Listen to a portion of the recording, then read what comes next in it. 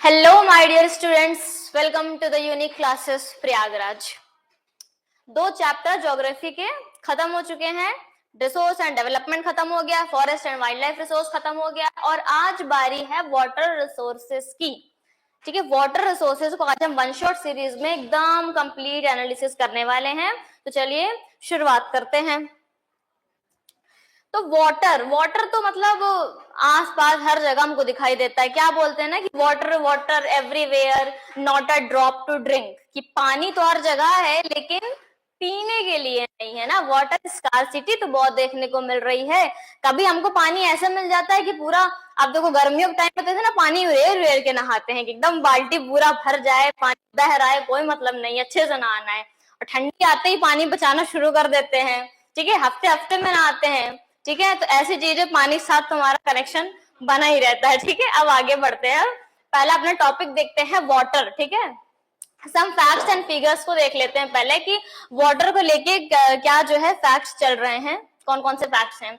तो 96.5%, ठीक है, 96.5% of total volume of worlds water is estimated to exist as ocean. मतलब ओशियन जो टोटल वर्ल्ड का वॉल्यूम है जो पानी का, उसमें ओशियन का हमारा परसेंटेज कितना है, 96.5% है। क्लियर।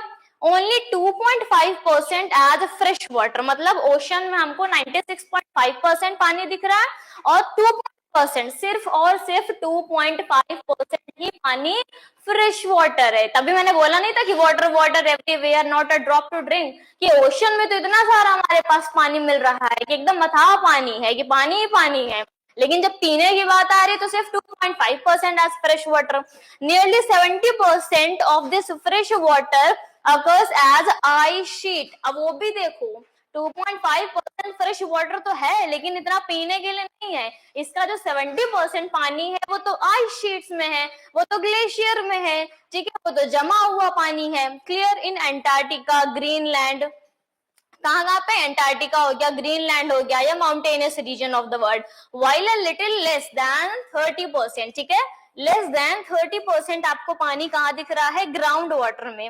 और ग्राउंड वाटर का पानी जो मोस्टली पीते हैं, जैसे गांव में कुआं वगैरह होता है या हैंडपंप होता है या मोटर का जो पानी आजकल हमको मिलता है, सारा का सारा कहाँ से आ रहा है, ग्राउंड वाटर आ रहा है। ठीक है, तो आपको जो 2.5% का पानी आपको जो मिल भी रहा है ना, उसका कम से कम आपको लेस देन 30% पानी ही जो आपको ग्राउंड वाटर में देखने को मिल रहा है।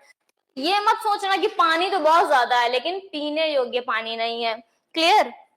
आगे बढ़ते हैं।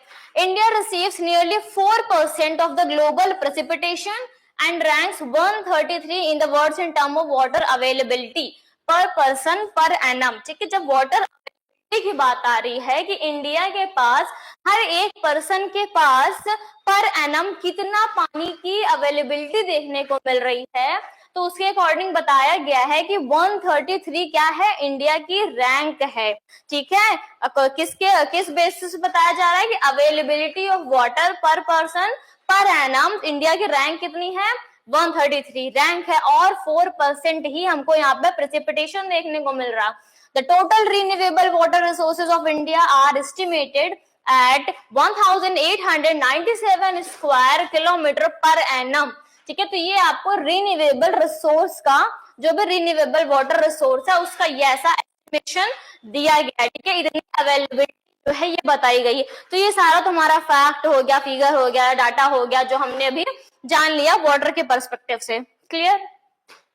अब जो हमारा मेन टॉपिक है वो है वाटर स्कार्सिटी। ठीक है, क्योंकि वाटर अगर पढ़ रहे हैं तो इसका मतलब कि कहीं ना कहीं वाटर स्कार्सिटी हो रही है। तभी तो 10th के अभी हमको बताया जा रहा है कि पानी बचाओ बच्चों, पानी बचाओ।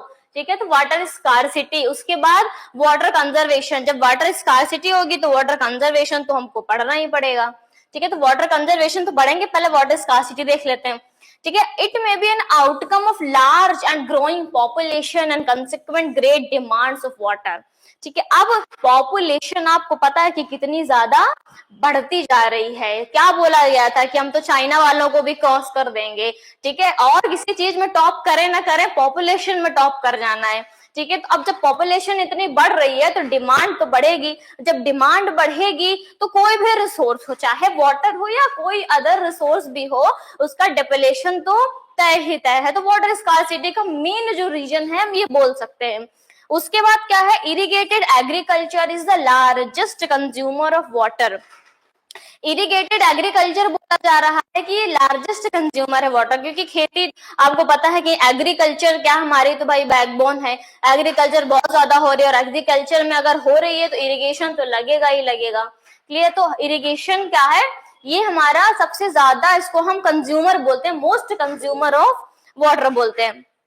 Post independent India witness intensive industrialisation and urbanisation. मतलब क्या बताया जा रहा है, इंडिया में जैसा कि आप देख रहे हो पोस्ट इंडिपेंडेंस के बाद, ठीक है, मतलब जब इंडिपेंडेंस हमको मिली 1947 के बाद, आपको एक मेजर जो है इंडस्ट्रियलाइजेशन देखने को मिल रहा है, अर्बनाइजेशन देखने को। तो जाहिर सी बात है ना कि अगर अर्बनाइजेशन होगा, लोग मतलब क्या होंगे, उनके पास फैसिलिटीज ज्यादा होंगी, उनके पास क्या होगा, अलग अलग तरीके ना सुख साधन अगर ज्यादा आएंगे तो जाहिर सी बात है कि रिसोर्स का डिप्लेशन आपको देखने को मिलेगा ही मिलेगा। तो ये सारे जो रीजन्स हमारे वाटर स्कार्सिटी के हैं। अगर हम रिसेंटली एग्जांपल की बात करें तो जैसा कि दिल्ली में आपने देखा था कि कैसे एक बाल्टी लेके सब लोग ऐसे लाइन लगा के खड़े थे कि कब पानी का टैंकर आएगा और कब उनको एक बाल्टी पानी मिलेगा। और हम क्या करते हैं, हमने बस मोटर चलाया, घर धुल रहे हैं, बाइक धुल रहे हैं, कार धुल रहे हैं, खुद को भी धुल रहे हैं, कपड़े धुल रहे हैं, हर जगह सिर्फ पानी पानी पानी। और जहां आपको पानी की स्कार्सिटी देखने को मिल रहा है, वहां आप देख रहे हो कि एक बाल्टी पानी के लिए भी लोग पानी के टैंकर का वेट कर रहे हैं, लोग लाइन लगा रहे हैं, लोगों के बीच झगड़े हो रहे हैं। ठीक है, तो ये सारे चीजें हैं। Next, industries apart from being users of water also require power to run them. आप देखो पानी से आपको पता है कि इलेक्ट्रिसिटी जो है इसका बहुत ज्यादा थोड़ा सा चलन जो है शुरू हो गया है कि इंडस्ट्रीज अगर चल भी रही हैं तो कहीं ना कहीं उनको पावर की जरूरत पड़ेगी, इलेक्ट्रिसिटी की जरूरत पड़ेगी। और हमारी तरफ से ये कोशिश की जा रही है कि कहीं ना कहीं अब जो इलेक्ट्रिसिटी की जो पूर्ति है वो पानी से भी की जाए। ठीक है, तो इंडस्ट्रीज में क्या होता है, इंडस्ट्रीज में आपको पावर चलाने के लिए भी देखो आपको पानी की रिक्वायरमेंट पड़ेगी। ठीक है, उसके बाद मशीनों की धुलाई वगैरह होती है, वहां भी आपको पानी की जरूरत पड़ेगी। कहीं कहीं भी कुछ केमिकल्स के साथ भी आपको पानी मिलाना पड़ता है। ठीक है, और क्या होता है, जब वो अपना वेस्ट जब बाहर करते हैं सारा, तो उन सारी चीजों में भी आपको पानी का ही बहुत ज्यादा यूज देखने को मिल रहा है। और उसके बाद जब वो अपना थ्रो किसी रिवर में जाके सारा फ्लो कराते हैं तो वो जो अलग पॉल्यूशन, जो वाटर पॉल्यूशन होता है वो तो अलग ही हो गया। अभी तो हम स्कार्सिटी की बात कर रहे हैं। ठीक है, in India hydro electric power contributes approximately 22% of the total electricity produce. मतलब हमने अभी आप बात की थी हाइड्रो इलेक्ट्रिसिटी, तो इंडिया में आपको अप्रोक्सीमेटली 22% जो है वो हाइड्रो इलेक्ट्रिसिटी वो देखने को मिल रही है। मतलब क्या कि सॉरी, मतलब ये कि धीरे धीरे कोशिश की जा रही है ना। अभी तो भले 22% है पर इसको और बढ़ाया जाएगा, और इसको और ज्यादा बढ़ाया जाएगा तो आपको वाटर का और ज्यादा क्या है स्कार्सिटी देखने को मिलेगी। Over exploitation and mismanagement of water resources will impoverish this resource and cause ecological crisis। ठीक है, ecological crisis भी आपको देखने को मिल रही है। ठीक है, जब हम बात करते हैं मिसमैनेजमेंट, किसकी, मिसमैनेजमेंट ऑफ वाटर रिसोर्स की बात कर रहे हैं कि भले ही इतने सारे आपको वाटर रिसोर्स तो देखने को मिल रहे हैं, बट क्या है उसका कहीं पे भी इवन डिस्ट्रीब्यूशन आपको देखने को नहीं मिल रहा, ओवर एक्सप्लॉयटेशन देखने को मिल रहा है। जैसे कि मैंने एग्जांपल दे दिया था, गर्मियों में तो कुछ ज्यादा ही ओवर एक्सप्लॉयटेशन होता है पानी का, ठंडियों में थोड़ा बहुत पानी हम बचा लेते हैं। ठीक है, और ये भी देखा होगा ना कि जब घरों को सुबह शाम ऐसा मोटर चला दिए, पाइप लेके धुल रहे, पता नहीं कहाँ कहाँ धुले जा रहे हैं कि पूरा घर एकदम चमचमाना चाहिए। पानी की किसी को फिक्र नहीं होती है उस वक्त क्या लगता है कि बस ऐसे देखा शहरों में कुछ ज्यादा ही होता है, गांव में फिर भी लोग इन चीजों को कम करते हैं। गांव में तो फिर भी अगर धुलाई वगैरह करानी है तो बाल्टी में लोग भर के पानी करते हैं, बाइक साइकिल वगैरह धुलनी तो बाल्टी के पानी से धुल लेंगे, हैंडपंप पे ले जाके धुल लेते हैं। बट शहरों में आपको ये ज्यादा देखने को मिलता है कि बस लाइट आई, मोटर चलाओ, पाइप निकालो, पूरा ये पानी का आपको जाहिर बात है कि बहुत ज्यादा एक्सप्लॉयटेशन देखने को मिलता है। अब हम बात कर रहे हैं मल्टीपर्पज रिवर प्रोजेक्ट की। ठीक है, किसकी बात कर रहे हैं यहाँ पे, मल्टीपर्पज रिवर प्रोजेक्ट की। अगर इतनी ज्यादा वाटर स्कार्सिटी आपको देखने को मिल रही है, ठीक है, इंटीग्रेटेड वाटर रिसोर्स मैनेजमेंट की हम बात करेंगे कि इतनी ज्यादा अगर आपको वाटर स्कार्सिटी देखने को मिल रही है तो कहीं ना कहीं उसको काउंटर एक्ट करने की जरूरत है, ठीक है, कहीं ना कहीं उसको कंजर्व करने की जरूरत है। अब आप देख रहे हैं कि हम स्टार्टिंग से जो भी चैप्टर पढ़ते चले आ रहे हैं, चाहे वो रिसोर्स एंड डेवलपमेंट को हमने पढ़ा हो, चाहे forest and wild life resource को पढ़ा, और अब हम जो वाटर रिसोर्स पढ़ रहे हैं, इन सबका जो कोर मैसेज है वो कहीं ना कहीं बस यही है कि रिसोर्स का ओवर डिप्लेशन हो रहा है, रिसोर्स का एक्सप्लॉयटेशन हो रहा है, और हमें उसको मिलकर कंजर्व करने की जरूरत है। हर एक चैप्टर में आपको यही समझाया गया है। और अभी हम जिस रिसोर्स की बात कर रहे हैं वो वाटर की बात कर रहे हैं, ठीक है। Dams were additionally built to impound rivers, ठीक है। अब जब इतना ज्यादा स्कार्सिटी हो रही है, मिसमैनेजमेंट हो रहा है, एक्सप्लॉयटेशन हो रहा है पानी को लेके, तो उनको कंजर्व करने के लिए क्या है, रिवर प्रोजेक्ट्स लाए गए हैं, तो ठीक है, उसमें डैम वगैरह बनाए जाते हैं, ठीक है। तो डैम क्या है, वो traditionally built to impound river and rain water that could be use later to irrigate agriculture fields, ठीक है। डैम जो है बनाना शुरू किया गया। ये डैम का जो फॉर्मेशन है ये हमको एंशिएंट टाइम में भी देखने को मिलता है, ठीक है। पहले के राजा महाराजा भी रिजर्वायर्स टाइप क्या है बनवाया करते थे, ताकि उससे जो एग्रीकल्चर फील्ड्स है या लोगों के लिए, ठीक है, या आवाजाही जो कहीं पे रोड के बगल में भी ऐसे बनवा दिया जाता था ना, उसको पे बोलते थे। तो ऐसी सारी जो कंस्ट्रक्शन है ये पहले एंशिएंट टाइम में भी हमको देखने को मिलता है। अब हम जो देख रहे हैं मॉडर्न टेक्निक वो क्या है, डैम्स की।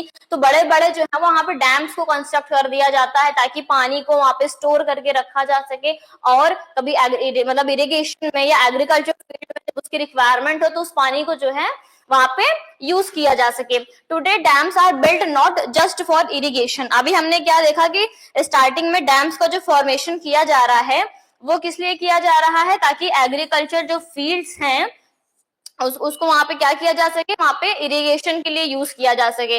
बट अब आपको क्या इलेक्ट्रिसिटी जनरेशन के लिए भी देखा जा रहा है, water supply for domestic and industrial use, flood control, recreation, inland navigation and fish breeding. Starting में आपने देखा कि डैम का जो फॉर्मेशन हो रहा है वो इरिगेशन के लिए यूज करने के लिए हो रहा है, वो एग्रीकल्चर फील्ड के लिए हो रहा है। बट अब आप क्या देख रहे हो कि अदर रीजन्स की वजह से भी डैम्स का कंस्ट्रक्शन किया जा रहा है। फॉर एग्जाम्पल जैसे कि फिश ब्रीडिंग हो गई, ठीक है, जहाँ पे पानी स्टोर किया जा रहा है वहां पे फिश ब्रीडिंग जो है ये भी की जा रही है।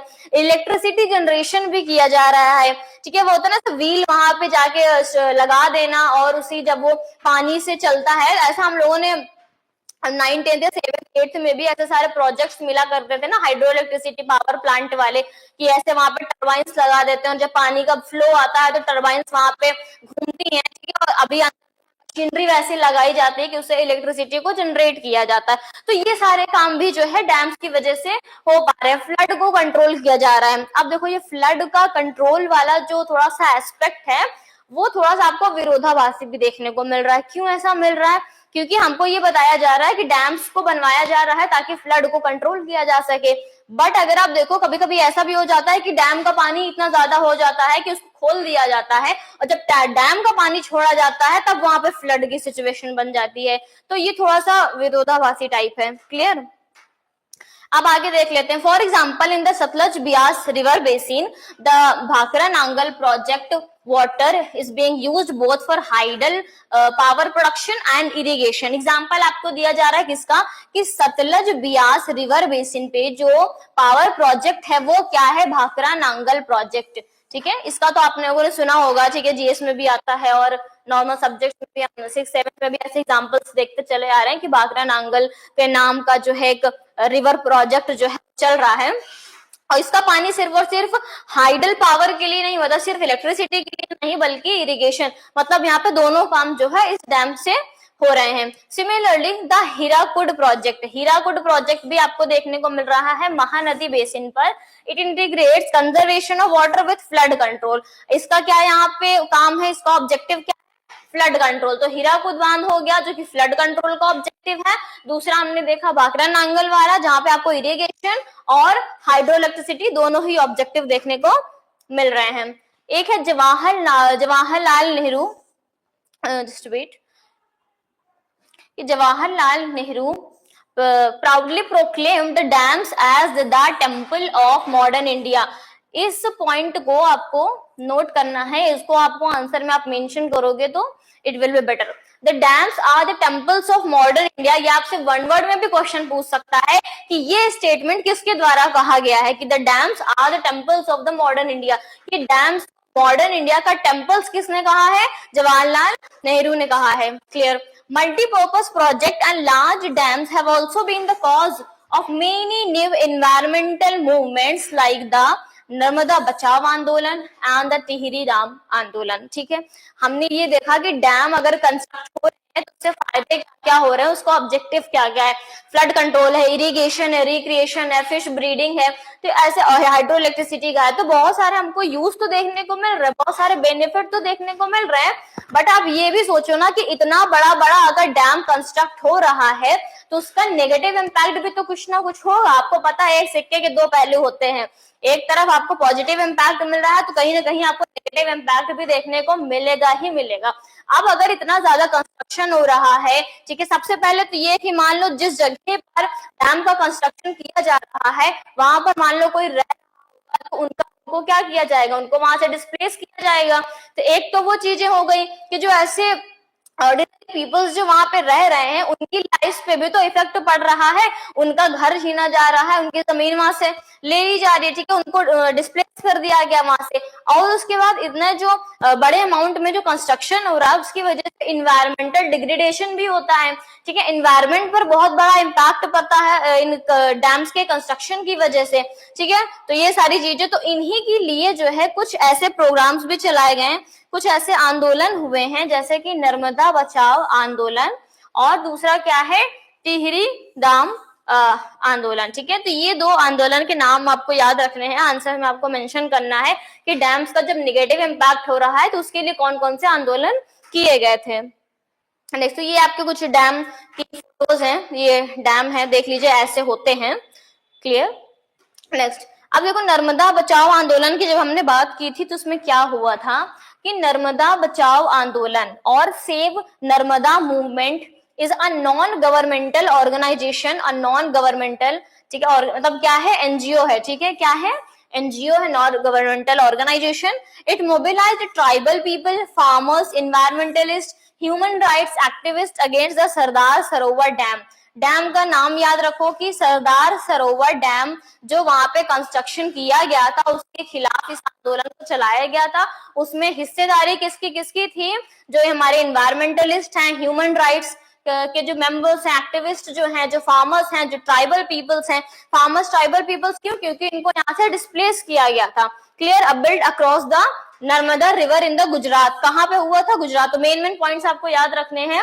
It originally focused on the environmental issue related to trees that would be submerged under the dam water. मतलब कि डैम वाटर के अंदर जो ट्रीज सबमर्ज हो चुके थे. ठीक है, मतलब इतना जो कंस्ट्रक्शन हुआ उसके बाद डैम का जो वाटर आया तो उसकी जो ट्रीज का वहां पे सबमर्जन हो गया. तो ये भी एक रीजन है. और एक रीजन क्या है? एनवायरमेंट रिलेटेड जो रीजन है. ये हमारे कुछ मेन रीजन है जिसकी वजह से ऐसा आंदोलन हुए. ठीक है, recently it has refocus the aim to enable poor citizen specially the outstees. ठीक है, जो हमने बात की डिस्प्लेस्ड पीपल्स की, जो हमने बात की अभी जस्ट.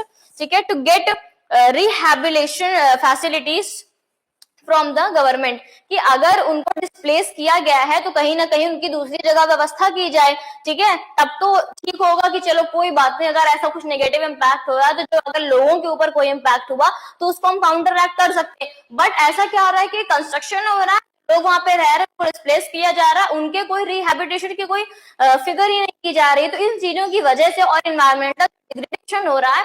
इन सारे रीजन की वजह से ही ऐसा आंदोलन हमको देखने को मिलते हैं. ठीक है, अब डू यू नो, क्या आप जानते हैं द कृष्णा गोदावरी डिस्प्यूट. ये डिस्प्यूट आप याद रखिएगा कि Krishna Godavari dispute is due to objections raised by Karnataka. Main points ही आपको याद रखने हैं. एंड आंध्र प्रदेश. ठीक है, दो हमारे पास स्टेट गवर्नमेंट है, कर्नाटका और आंध्र प्रदेश की स्टेट गवर्नमेंट है. क्लियर. और डिस्प्यूट क्या है? कृष्णा गोदावरी रिवर डिस्प्यूट है. Clear. It is regarding the diversion of more water at Koyna. River का नाम याद रखना, Koyna river, by the Maharashtra government. Clear. Maharashtra government for a multipurpose project. इसमें क्या इशू रेस किया गया है कि महाराष्ट्र की तरफ कोयना रिवर है, उसका जो पानी है उसको डाइवर्ज कर दिया जा रहा है। क्यों डाइवर्ज कर दिया जा रहा है? क्यों डाइवर्ज कर दिया जा रहा है? मल्टीपर्पज प्रोजेक्ट, जिस डैम की हम बात कर रहे थे, जिस रिवर प्रोजेक्ट की हम बात कर रहे थे, उसके लिए महाराष्ट्र की जो गवर्नमेंट है उसने कोयना रिवर का जो पानी है उसको डाइवर्ट कर दिया। इस इशू को उठाया के द्वारा कर्नाटक और आंध्र प्रदेश की गवर्नमेंट के द्वारा for a multipurpose project. This would reduce downstream flow in their states with adverse consequence for agriculture and industry. अब जाहिर सी बात है, अगर कोई नॉर्मल रिवर, अगर महाराष्ट्र से कोई रिवर आ रही है कर्नाटक और आंध्र प्रदेश होते हुए, क्लियर, फॉर एग्जांपल जैसे हम यहीं पे देख लेते हैं कि महाराष्ट्र से अगर रिवर आ रही है, ठीक है, आंध्र और कर्नाटक से होते हुए, अगर इस पानी को हम कहीं ना कहीं अगर हमने इधर उधर डाइवर्ज कर दिया तो इसका जो डाउन स्ट्रीम जो फ्लो है वो क्या हो जाएगा, वो डाइवर्ज हो जाएगा। और जब उसका फ्लो ही डाइवर्ज हो जाएगा तो क्या उस स्टेट तक उस अमाउंट में पानी पहुंच पाएगा? और अगर पानी नहीं पहुंच पाएगा तो वहां के एग्रीकल्चर लैंड का क्या होगा, वहां के एग्रीकल्चर का क्या होगा? तो इस इश्यू को उठाया गया है और इस डिस्प्यूट का नाम है कृष्णा गोदावरी डिस्प्यूट। क्लियर, आगे बढ़ते हैं। अब हम बात करते हैं, हमारा लास्ट टॉपिक है रेन वाटर हार्वेस्टिंग का। Rain water harvesting 6th 7th 8th 9th पढ़ते चले आ रहे हैं। पता ही है हमें कि इन एंशिएंट इंडिया की जब हम बात कर रहे हैं, along with the sophisticated hydraulic structures there exist an extraordinary tradition of water harvesting system. जब हम डैम की बात कर रहे थे अभी बताया था कि पुराने टाइम पे, एंशिएंट टाइम पे जो राजा महाराजा थे या तो बिग मर्चेंट्स थे, लैंडलॉर्ड्स थे, जमींदार लोग थे, तो वो इन सारी चीजों का कंस्ट्रक्शन करवाते थे, ठीक है, डैम्स और रिजर्वायर्स का कंस्ट्रक्शन होता था। तो उसी तरीके बताया जा रहा है कि उस वक्त रेन वाटर हार्वेस्टिंग का भी प्रोविजन हमको देखने को मिलता है। In hill and mountainous region people build diversion channels like the guls और कुल्स। ये नाम आप याद रखिएगा, गुल्स बोलो या तो कुल्स बोलो, of the western Himalaya for agriculture. जब हम हिली रीजन की बात कर रहे हैं, हिमालयन रीजन में, ठीक है, गुल्स और कुल्स का फॉर्मेशन किया जाता था। कैसे? डाइवर्स चैनल, ठीक है, डाइवर्जन चैनल्स बना के, जो रिवर का डाइवर्जन चैनल्स को क्रिएट करके गुल्स और कुल्स का टाइप का जो स्ट्रक्चर बनाया जाता था, किस लिए? एग्रीकल्चर के लिए। कहां पर? ये आपको वेस्टर्न हिमालय में देखने को मिलेगा। Rooftop rainwater harvesting was commonly practiced to store drinking water, particularly in Rajasthan. ठीक है, रूफटॉप हार्वेस्टिंग जो आपको पर्टिकुलरली राजस्थान में देखने को मिल रही है, क्योंकि आपको पता है वहां पे पानी होती है, तो जब भी वहां पे जितनी भी बारिश होती है तो उसको क्या किया जाता है, उसको कलेक्ट किया जाता है। ठीक है, फॉर एग्जाम्पल जैसे हम देख रहे हैं कि ये हमारा घर बना हुआ है, ठीक है, ऐसे देख लेते हैं घर टाइप, ये हमारी छत है, ठीक है, फॉर एग्जाम्पल, ठीक है, ज्यादा वो सीरियसली मत लीजिएगा मेरी ड्राइंग को।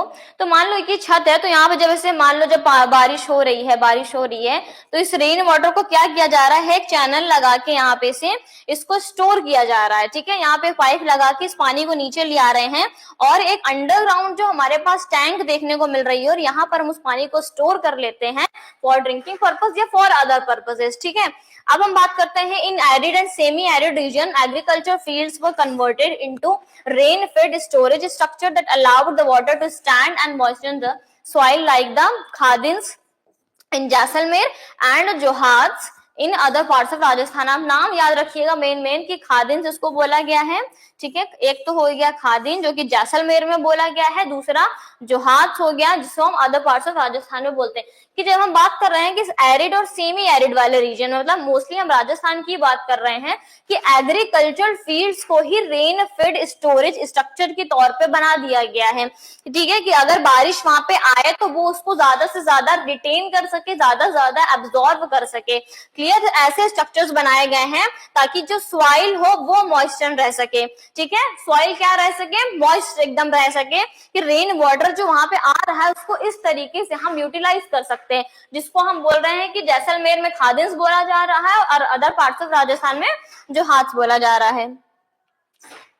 In semi arid region Rajasthan particularly in Bikaner. अब बीकानेर की जब हम बात कर रहे हैं, Bikaner, Phalodi and Barmer, almost all the houses traditionally had underground tanks और टंकाज फॉर, जो हम रेन वाटर हार्वेस्टिंग की ही बात कर रहे हैं, अंडरग्राउंड टैंक की हमने अभी बात की थी इसमें। ठीक है, यहाँ पे हम जैसे बात कर रहे थे अंडरग्राउंड टैंक की बात कर रहे थे, तो ऐसे आपको बीकानेर रीजन पे या कुछ रीजन्स में भी आपको मोस्टली हाउसेज में आपको ये देखने को मिल रहा है कि वहां पे अंडरग्राउंड जो है टैंक्स को बना के रखा गया है फॉर रेन वाटर हार्वेस्टिंग के लिए, ठीक है, ताकि उस पानी को हम स्टोर कर सके फॉर फ्यूचर पर्पस, ठीक है, for future use. Rain water और पार्लर पानी, क्या नाम दिया जा रहा है? Palar pani as commonly refer to in this parts is considered the purest form of natural water. Mostly जो हम रेन वाटर हार्वेस्टिंग की बात करते हैं वो मोस्टली आपको राजस्थान साइड ही देखने को मिल रही है। और आपको रेन वाटर का देखो एक नया नाम भी मिल गया, पार्लर पानी, ठीक है, पार्लर पानी, और इसको ही बोला जा रहा है कि ये प्योरेस्ट फॉर्म ऑफ वाटर है, ठीक है। और रेन वाटर को हम मानते भी हैं कि ये फ्रेश वाटर का फॉर्म है, purest form of water rain water को ही हम बोलते हैं, ठीक है। अब जब हम ये बात कर रहे हैं कि सारा का सारा जो रेन वाटर हार्वेस्टिंग है, तो ये तो पहले के समय में भी ऐसा होता था। अब क्या हो गया, जब से वो स्कीम आई थी इंदिरा गांधी जो चैनल वाली, जो इंदिरा गांधी कैनाल वाली जो स्कीम आई थी, उसके बाद से जब पानी आपको राजस्थान में ज्यादा देखने को मिल रहा है कि उसकी वजह से जो पानी की अवेलेबिलिटी है फिर भी आपको सफिशिएंट अमाउंट में देखने को मिल रही है, तो तब से आपको ये सारी चीजें थोड़ा सा कम होती नजर आ रही हैं। लेकिन अब हमको ये मैसेज क्या देना है कि ये चीजें कम नहीं होनी चाहिए। भले ही वैसी स्कीम्स है हमारे पास, भले ही हमारे पास उतनी अवेलेबिलिटी है, बट वाटर स्कार्सिटी का कोई वो नहीं है कि वो कभी भी हो सकती है, ठीक है। अब राजस्थान में आपको पता है कि पर्टिकुलरली ज्यादा आपको वाटर स्कार्सिटी देखने को मिलती ही मिलती है, तो इसके लिए ये जरूरी है कि रेन वाटर हार्वेस्टिंग होना। क्लियर। नेक्स्ट, गेंदाथूर एक विलेज का नाम बताया जा रहा है कि एक विलेज का नाम है, ठीक है, मैसूर कर्नाटका का ये विलेज है। अब यहाँ पे आपको क्या देखा जा रहा है कि जो रूफटॉप वाटर हार्वेस्टिंग है ना, आपको नियरली 200 हाउस होल्ड्स में देखने को मिल रहा है। तो आप ये देखो कि एक पूरे के पूरे गांव ने ही अपना ये प्रोविजन बना के रखा है कि वहां पर नियरली 200 हाउस होल्ड्स को रेन वाटर हार्वेस्टिंग देखने को मिल रही है, कि वो लोग कितने अच्छे से इसको जो है फॉलो कर रहे हैं। तो ये रहा उसका पूरा का पूरा डायग्राम कि रेन वाटर हार्वेस्टिंग कैसे हो रही है। छत से पानी आ रहा है, ठीक है, पाइप के जरिए उसको हम स्टोरेज टैंक तक ले जाते हैं। तो ये देखिए लास्ट में हम यही बोलेंगे कि बस अपने जो भी हमारे पास रिसोर्सेज हैं उसको अच्छे से हम बचा के चलें फॉर फ्यूचर जनरेशन, ठीक है, ताकि कभी भी हमको किसी चीज की स्कार्सिटी ना देखने को मिले और ओवर एक्सप्लॉयटेशन ना किया जाए किसी भी रिसोर्स का। क्लियर। तो आज का हमारा जो चैप्टर था वाटर रिसोर्सेज, आई होप आपको क्लियरली समझ में आ गया होगा। अगर आपको कोई भी क्वेरी है just drop it into the comment box, ठीक है। नेक्स्ट डे नेक्स्ट लेक्चर, तब तक के लिए हंसते रहिए, मुस्कुराते रहिए और अच्छे अच्छे नंबर लाते रहिए। Thank you so much.